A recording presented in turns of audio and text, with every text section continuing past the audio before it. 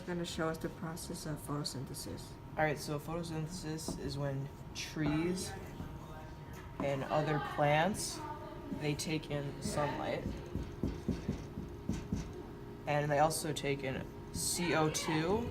And then after their process, that's their food. Their process stores energy, and then it releases O2 into the atmosphere.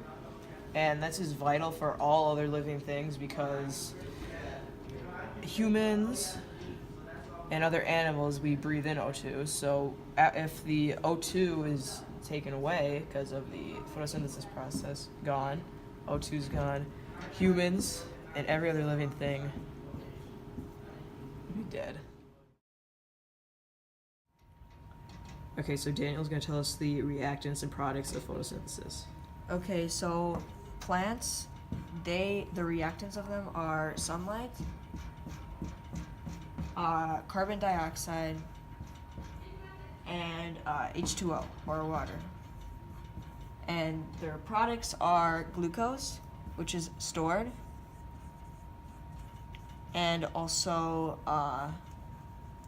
oxygen, O2, which is released. So the two major stages of photosynthesis are light-dependent reactions and then the Calvin cycle. And light-dependent reactions take place in the thylakoid, and they use light energy to make ATP energy, which goes into the Calvin cycle, and they energize the electrons, and they provided from the light-dependent reaction. Okay, so the reactants of the light-independent variable are light and H2O, and the products of them would be oxygen, or O2, and the reactants of the Calvin cycle would be glucose, and the products of that would be the carbon dioxide. Okay, so to show you mathematically what photosynthesis is, the reactants, which is 6CO2 plus 6H2O plus light energy, which creates 6CH12O6, which is glucose, plus 6O2, which all are the products of photosynthesis. Alright, so photosynthesis takes place in the chloroplast of the cell, and then in the chloroplast is outer membrane, thylakoid, and the inner membrane, and only plant cells have this part, and that's, of course, why only plants do photosynthesis. So light reactants in the chloroplast happen in the thylakoids, and in the Calvin cycle occurs all in the stroma.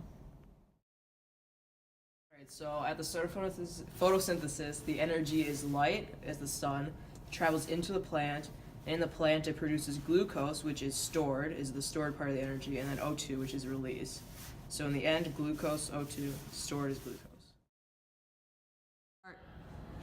Cellular respiration is necessary because all the living things need energy that is usable to function. It is the process in which food, glucose, energy is released into ATP, usable energy. Both plants and animals use cellular respiration to create energy for them to use. Okay, well, so explain to us what cellular respiration is. Alright, so the reactants of cellular respiration are glucose, C6H12O6.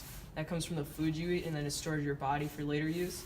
Then oxygen, O2, which you breathe in, stored in your lungs. And then all those things combined produce the products, which are 6CO2, 6H2O, and ATP energy. 6CO2 is like what you breathe out, the carbon dioxide you just breathe out every time. Then 6H2 is a little bit of water vapor that you breathe out. That's what you can see in the air when it's cold out. That's the water vapor. And then ATP energy is the energy you're able to use to do stuff like run, bike, just anything like that. And then they all together just create cellular respiration. All right, Daniel, so where in the cell does cellular respiration occur? So it all happens in the mitochondria, which consists of matrix, cristae, inner membrane, and outer membrane. And both plants and animals have this inside of their cell. And yeah. So Will, what are the stages of cellular respiration? All right, so the first stage is glycolysis, where one molecule of glucose is split into two molecules of ATP, and then those ATP go through a process where in the end they produce two molecules of pyruvate. The Krebs cycle is next, where two molecules of the pyruvate go into the Krebs cycle. Through a series of chemical reactions, they convert into ACTEYLCoA. All right, so the final process is the electron transport, and in this process, like the most ATP energy is actually created, and it's where NADH and FADH2 are put in, and they travel through a cycle where more energy is created when they go through certain steps, and then in the end, it switches into like energy and hydrogen atoms. So this is like the final step where the most energy is created. Alright, so the reactants of glycolysis is a molecule of glucose, and the products of it are 2 molecules of pyruvate. And the next process, the reactants of the Krebs cycle, are 2 molecules of the pyruvate. The product is ACETYLCoA, and then the reactants of the electron transportation are NADH and FADH2, and the products of it are energy and hydrogen ions. So glycolysis occurs within the cytosol of the cell, which is in here. And the Krebs cycle occurs in the matrix, which is also in this area. And electron transport occurs in the inner membrane, which is right over here in this little yellow part. Alright, so in cellular respiration, the energy is released. And it starts as glucose, C6H12O2, and oxygen O2. And in the end, it changes into water, H2O, CO2, carbon dioxide, and ATP energy.